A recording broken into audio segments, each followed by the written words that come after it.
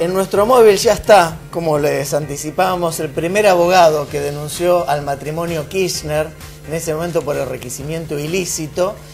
Pero antes, y como introducción al doctor Ricardo Monner Sanz, que ya lo estaban viendo en imágenes, el show de Comodoro Pi de hoy, que lo resumimos, y sobre todo su paso, el paso de Cristina Fernández de Kirchner, de esta manera.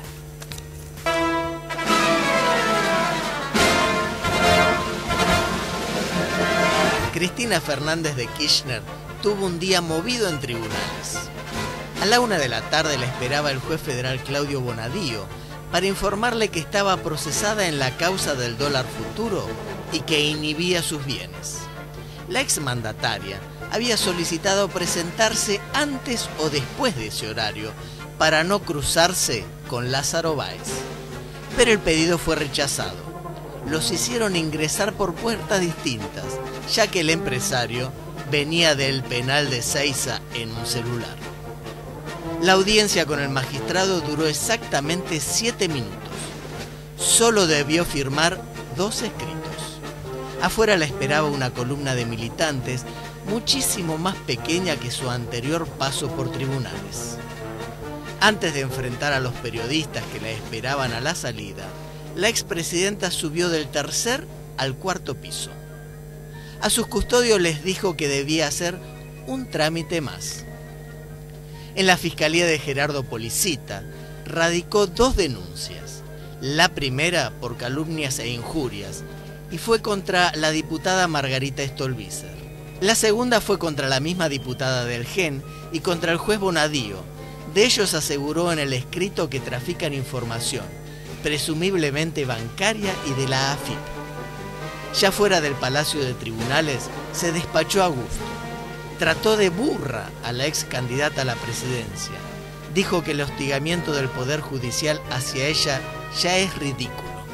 También explicó que dolarizó parte de sus ahorros en pesos porque no sé qué hace la gente con la economía.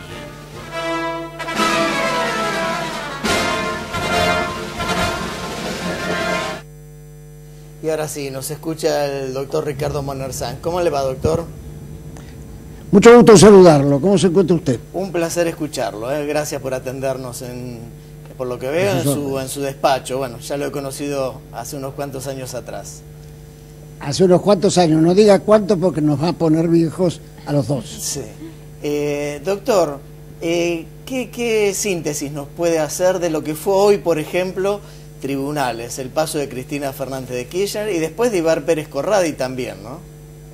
Sí. Bueno, la aproximación es que esto es un capítulo, una historia por entregas.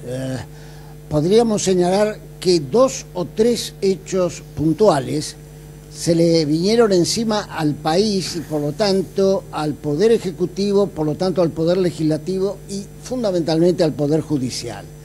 El primer tema, históricamente, fue la rosadita, el conteo de dinero, Fariñas quebrándose y dando puntualmente toda una serie de datos absolutamente útiles para profundizar la ruta del dinero K, mal que le pese a Casanelo y bien que le pesa a la Sala Segunda de la Cámara Federal Criminal y Correccional.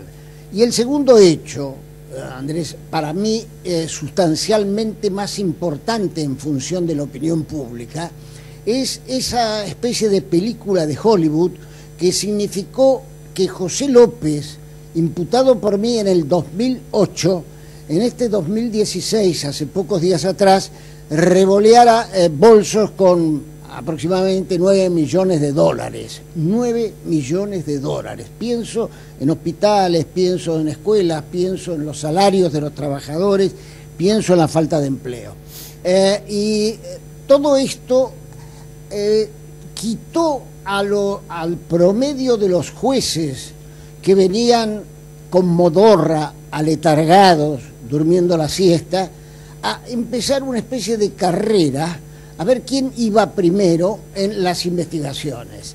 Y entonces ahora saltan cosas como sueños compartidos, saltan cosas, espero, como aquello que hice en el 2007, es decir, el estudio a fondo de cómo fue el manejo de 120.000 viviendas del Plan Federal de Viviendas, donde el caballero Devido se valía de José López en la rama de obra pública y Devido se valía de la rama, llamémosle transporte, a través de Jaime. Jaime, hombre que junto con Fariña ha dicho claramente que arriba estaba Devido, y arriba de Devido la expresidenta Cristina Elizabeth Fernández de Kirchner. Doctor, haciendo uso la imagen que usted utilizó de la carrera de algunos jueces, ¿no? Que ahora, uno cuando por ahí compite o toma carrera sin elongar, sin calentamiento, se puede desgarrar. Sí, ¿No cree que algún juez por ahí en este apuro puede estar cometiendo algún error procesal que termine después beneficiando al imputado o al procesado? Eso es posible. Si yo quiero ser coherente conmigo mismo, yo le diría que en el especie de abanico de delitos que pueden llegar a tocar a la expresidenta, el que es más opinable, a pesar de que ha significado una sangría para el país, es el que precisamente Bonadío, tomando envión, la persigue, la enjuicia, vamos a corregir el verbo, la enjuicia por el tema de venta de dólar futuro. Es el mismo Bonadío que cuando tuvo que enjuiciar a un secretario privado de Néstor, claro enriquecimiento ilícito, sin embargo lo sobreselló por aquel tiempo y nadie apeló, el fiscal era Marijuán, y nadie apeló de aquella decisión. Es decir, acá está pasando una cosa que me disgusta aun cuando se avance en causas que yo sé que son sólidas por detrás. Me disgusta que haya una sobreactuación, así como hubo una infraactuación. Coincidimos, sí. El juez, en todos los tiempos, debe ser hombre o mujer imparcial y no dejarse llevar por los enviones de circunstancias. Ahora, doctor, lo que ocurre... Sí.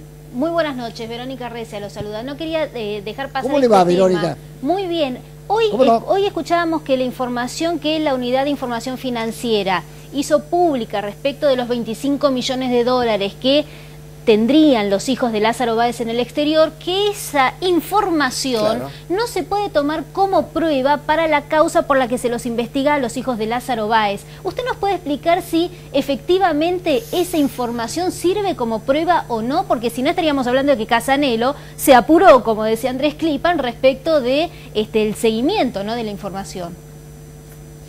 Está muy bien formulada su pregunta, porque aquí la biblioteca está dividida.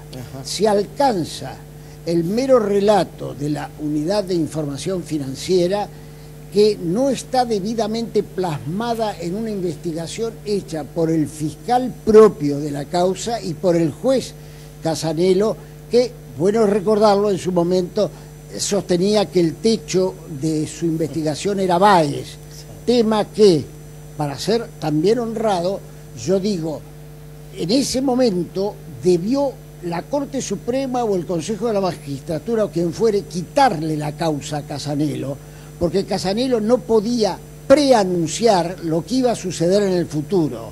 La prueba es que la Sala Segunda ahora le está diciendo, vaya por todos, no vacile en este tema.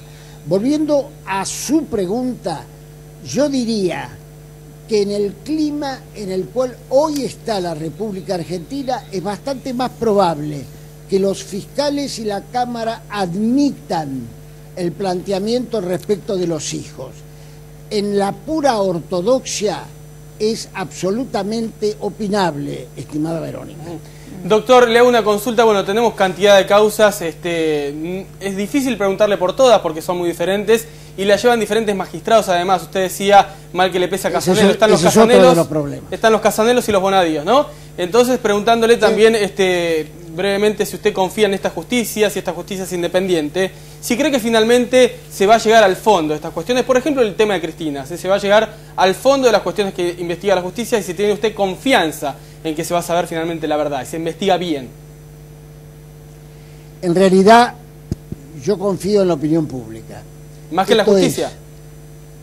Sí, el Poder Judicial está avanzando porque el grado de vergüenza que se ha pasado durante estos años, donde estuvo a punto, por ejemplo, de cerrarse la causa contra José López, la que yo inicio hace 8 años atrás, donde Casanelo no hizo nada, donde Rafecas hizo poco o nada, y donde varias cosas que vimos durante el tiempo de la gestión K nos demostraba que no había vocación de avanzar.